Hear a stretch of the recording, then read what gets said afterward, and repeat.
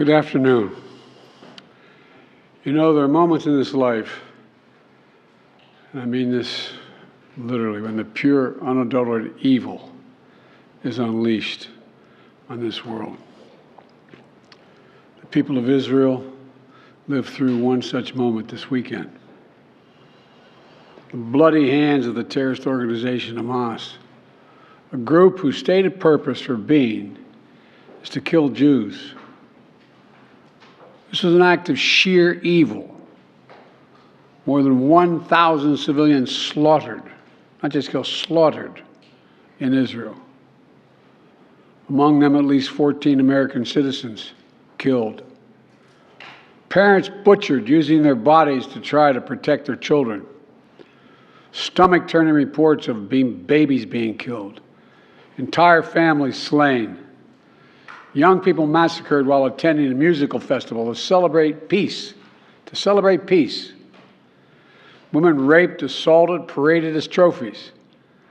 Families hid their fear for hours and hours, desperately trying to keep their children quiet to avoid drawing attention. And thousands of wounded, alive but carrying with them the bullet holes and the shrapnel wounds and the memory of what they endured. You all know these traumas never go away. There's still so many families desperately waiting to hear the fate of their loved ones, not knowing if they're alive or dead or hostages. Infants in their mother's arms, grandparents in wheelchairs, Holocaust survivors abducted and held hostage. Hostages whom Hamas has now threatened to execute in violation of every code of human morality. It's abhorrent. The brutality of Hamas, these bloodthirstiness brings to mind the worst rampages of ISIS. This is terrorism. But sadly, for the Jewish people, it's not new. This attack has brought to the surface painful memories and the scars left by a millennia of anti-Semitism and genocide of the Jewish people. So in this moment, we must be crystal clear. We stand with Israel. We stand with Israel.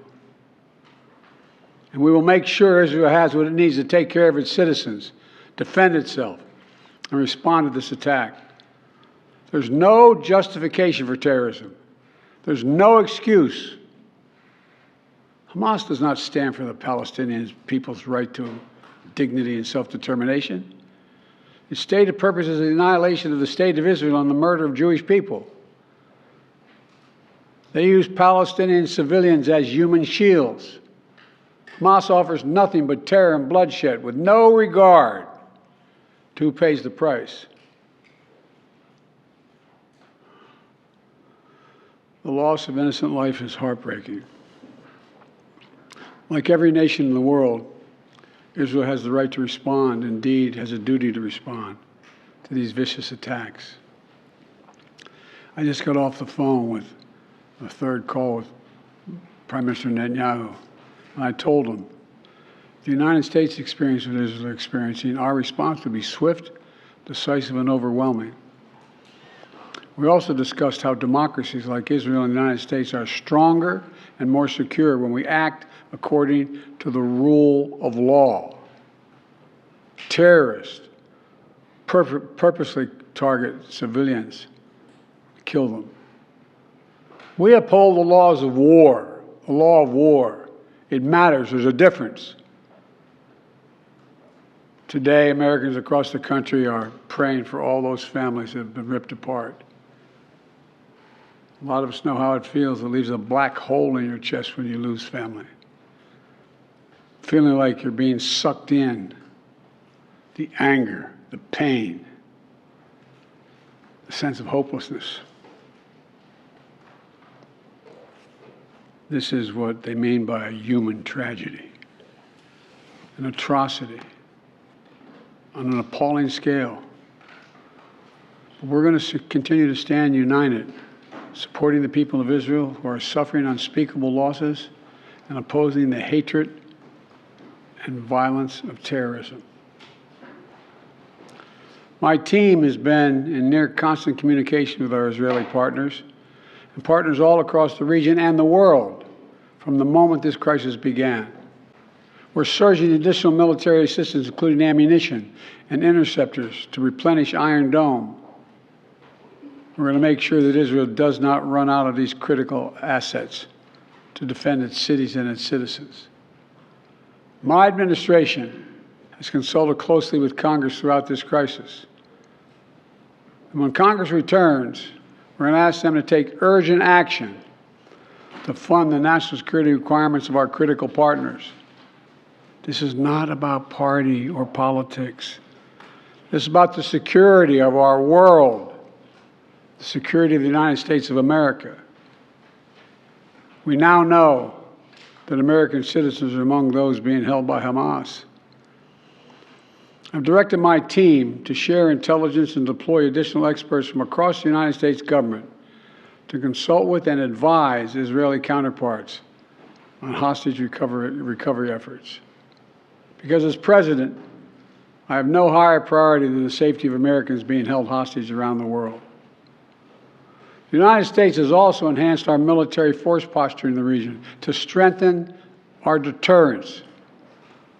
The Department of Defense has moved the USS Gerald R. Ford Carrier Strike Group to the Eastern Mediterranean and bolstered our fighter aircraft presence. And we stand ready to move in additional assets as needed. Let me say again, to any country, any organization, anyone thinking of taking advantage of this situation, I have one word: don't. Don't. Our hearts may be broken, but our resolve is clear. Yesterday, I also spoke with the leaders of France, Germany, Italy, and UK to discuss the latest developments with our European allies and coordinate our united response.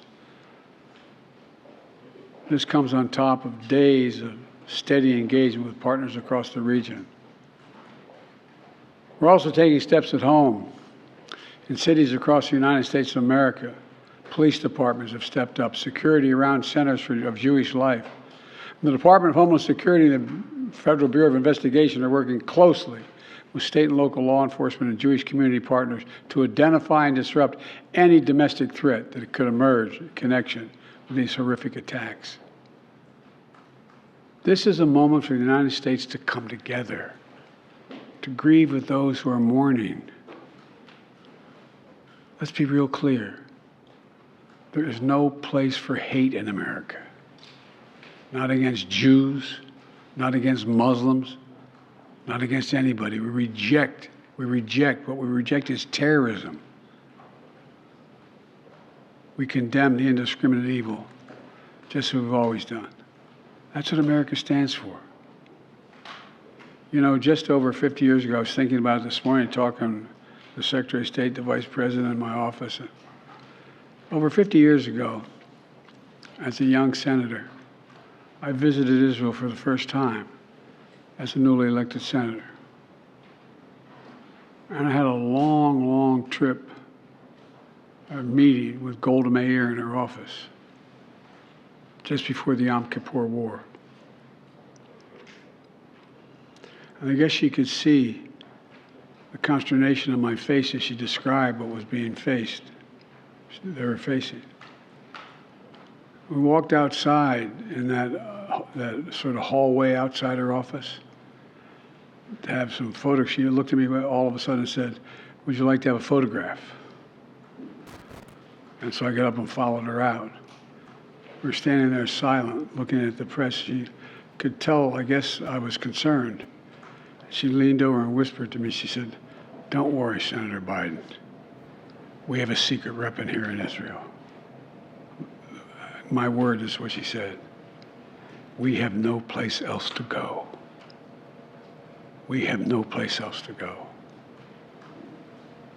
For 75 years, Israel has stood as the ultimate guarantor of the security of Jewish people around the world, so that the atrocities of the past could never happen again. And let there be no doubt, the United States has Israel's back. We will make sure the Jewish and democratic state of Israel can defend itself today, tomorrow, as we always have. It's as simple as that. These atrocities have been sickening.